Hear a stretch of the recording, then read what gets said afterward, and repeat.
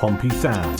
Updates, the latest from Fratton Park, on the hour, every hour. Fueled by Piglet's Pantry. Click pigletspantry.co.uk to get your fill.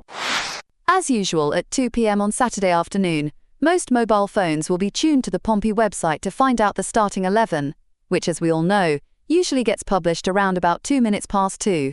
Most experts and journalists are predicting an unchanged Pompey side, namely Schmidt, Swanson, Poole, Ogilvie, Bramall, Dozel, Auchiche, Potts, Murphy, Ritchie, and Bishop. If the predictions are correct, then Pompey will be fielding a strong bench. Players such as Williams, Sadie, Yengi, and of course the ultra-reliable Marlon Pack are dream substitutes in anyone's book.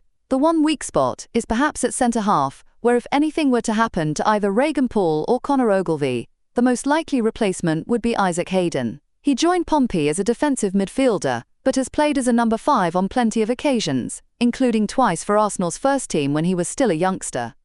All in all, there seems a sense of strength and security about all of the players who will be changing into the blue and white just after lunchtime on Saturday.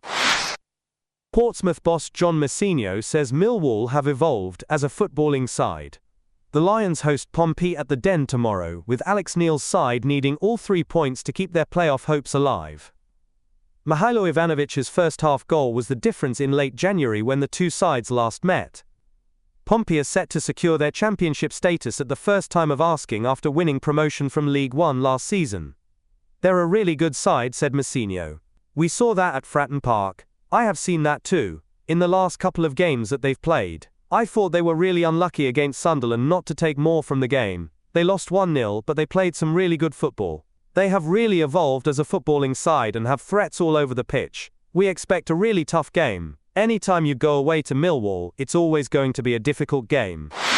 John Messineo is stressing the positives while acknowledging the negatives as Pompey gear up for Millwall. He says this: "There's a lot of positivity at the football club at the minute, that's great. But, and I'm not just saying this, we are so far from being out of the relegation battle, we have to be very wary. Sides down at the bottom will win. We saw that at the weekend, and we saw that when Plymouth came to us and took points. Luton have put together a good run, draw at Middlesbrough and win at Hull. All of a sudden they are back in it. Derby win 4 on the spin, Stoke win 2 out of 3, Cardiff are dangerous, and Oxford are capable of putting together a good run. All of the sides down the bottom are going to win games at this stage of the season. I guarantee you they will win games. Because they will win games, we have to win games too and make it about us. We have to focus on ourselves, because that's all that matters." John Messineo is adamant Abdou Kamara's infrequent appearances is no reflection of his ability. Abdou is a young player, so in terms of his Portsmouth development we didn't expect him to play 30 games this season. He would have liked to play a bit more than he has, but there's no rush on Abdou. A bit of that is my fault in terms of playing style, how we've had to deal with this season and who I think it suits. Abdou has maybe been a victim of that. There's plenty of factors there, so what we'll do is sit down in the summer, look at all of that and decide what we're going to do off the back of that. Messineo added the Sunderland game was Abdou's first senior appearance, which people maybe forget because he's been around for a couple of years and played for B teams in foreign countries.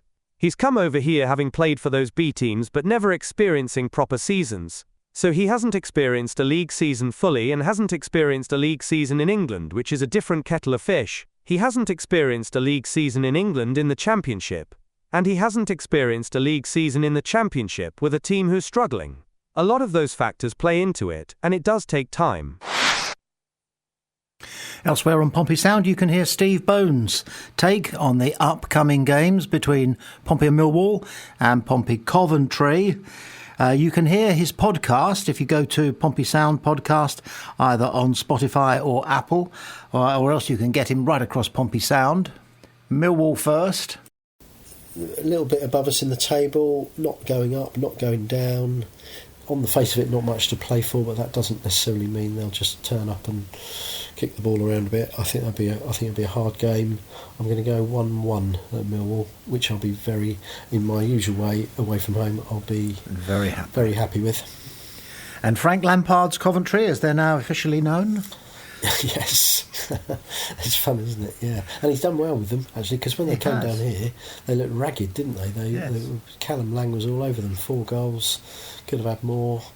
And you thought, well, what's Frank? Frank's not going to last very long there, but he's actually got them up into good playoff contention. I fear a narrow defeat. I think it'll be a good performance, brave effort by the lads, and at some point during the second half, just when you're getting up your hopes up of us getting a point or going on to win it, I think we might let one in and lose 1-0.